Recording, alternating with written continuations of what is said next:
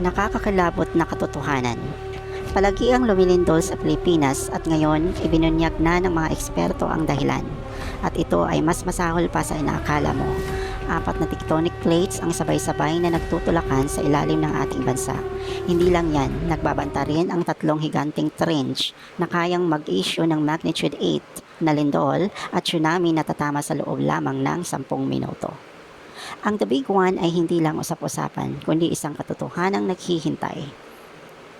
Huwag kang mag-aaksaya ng oras, alamin ang buong listahan ng mga delikadong fault lines sa iyong lugar at ang survival kit na kailangan mo sa ating full article ngayon.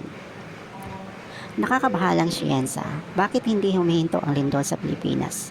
Ang 4 na tectonic plates at ang nakatagong banta ng The Big One. Ang pagyanig ay naging bahagi na ng pang-araw-araw na buhay ng mga Pilipino.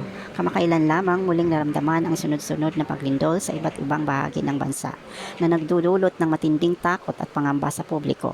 Ang mga pagyanig na ito ay nagpapaalala sa atin ng isang matagal na pinangangambahang senaryo, ang pagdating ng The Big One. Ang napakalakas na lindol na inaasahang magmumula sa Valley Fault System at magdadala ng malawakang pagkawasak sa Metro Manila.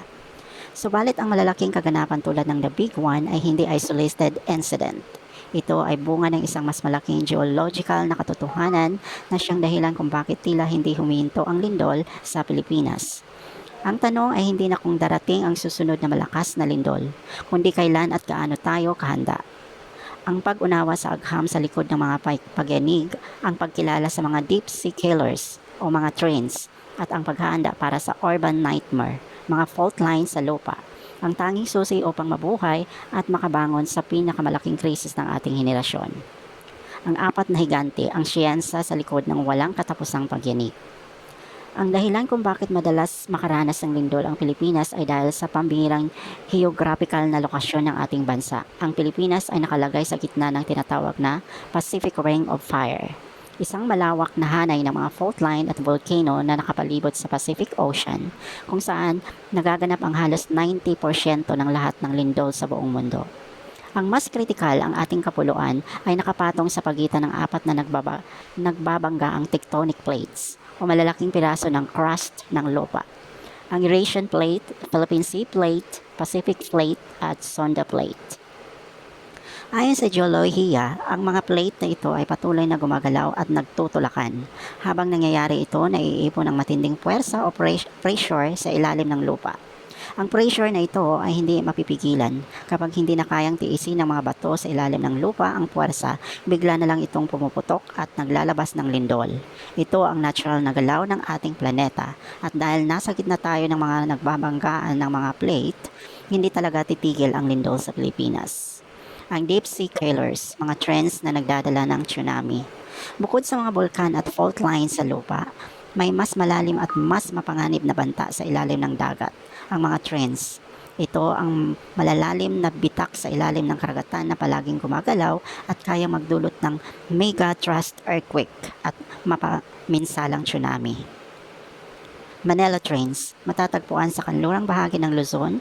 Ito ang isa sa pinakadelikado dahil ang paggalaw nito ay maaaring magdulot ng lindol na may lakas na magnitude 8. Ang mas nakakatakot dahil malapit ito sa baybayin ng kanlurang Luzon, ang tsunami na pwedeng idulot nito ay tatama sa loob lamang ng 10 hanggang 20 minutes. Halos walang oras para magbigay ng sapat na bahala. Ang Manila Trains ay itinuturing na isa sa mga fault na matagal nang hindi gumagalaw sa kasalukuyang panahon. Subalit may mga ebidensyang nagpapakita na kaya nitong maglabas ng napakalakas na lindol. Cotabato Trends. Nasa Mindanao ito at nag-iwan na ito ng nakakakilabot na kasaysayan noong 1976. Mula sa trends na ito, nagmula ang isang lindol na nagdulot ng tsunami na pumatay ng halos 8,000 katao. Ayon sa tala, nagkakaroon ito ng malakas na lindol kada 90 hanggang 100 taon. Kung susumahin ang huling paggalaw noong 1976, posibleng malapit na ulit itong gumalaw. East Luzon at Sulu Trends. Sa silangang bahagi naman, ang East Luzon Trends ay nakaharap sa Pacific Ocean at nagbabanta ng malakas na alon at lindol sa silangang Luzon at Samar. Sa kabilang dulo, ang Sulu Trends na malapit sa Zamboanga at Sulu ay isa pa minsalang bitak na maaaring maramdaman sa buong Mindanao. Ang katotohanan ay kahit saan ka man sa Pilipinas, mapa Luzon, Visayas o Mindanao ay posibilidad kang magkakaranas ng malakas na lindol dahil ang lahat ng region ay malapit sa isang trains o fault system. Ang urban nightmare ang banta ng The Big One. Kung ang mga trains ay nagbabanta sa mga baybayin, ang mga fault line naman sa lupa ang direktang nagdadala ng panganib sa ating mga syudad at kabahayan. Pinakamalaking land-based na banta ay ang Philippine Fault System, isang napakahabang bitak sa lupa na humigit kumulang 1,000 kilometers at tumatawid mismo sa gitna ng bansa mula Luzon, Mindanao. Gayunpaman, ang fault na nagtataglay ng pinakamataas na potensyal para sa pinakamalaking pinsala sa populasyon ay ang Marikina Valley Fault. Ito ang sikat na Valley Fault System na dumadaan mismo sa ilang lugar sa Metro Manila at kalapit lalawigan tulad ng Quezon City, Marikina, Taguig at Laguna. Ayon sa mga eksperto, kapag gumalaw ang Marikina Valley Fault ng magnitude 7 o mas mataas pa, ang tinatawag nating The Big One, maaari nitong sirain ang libo-libong gusali, tulay at kalsada. Sa isang lugar kung saan halos 13 million tao ang naninirahan, pwedeng umabot sa libo-libo ang masawi at maging napakahirap ang pagresponde. Ang paggalaw ng fault sa lupa ay direktang yayanig sa mga estruktura sa ibabaw nito na mas nagpapataas sa ground shaking at casualty rate.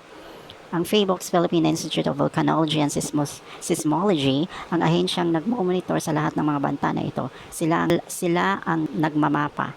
Sila ang nagmamapa ng mga fault line at nagbibigay ng babala.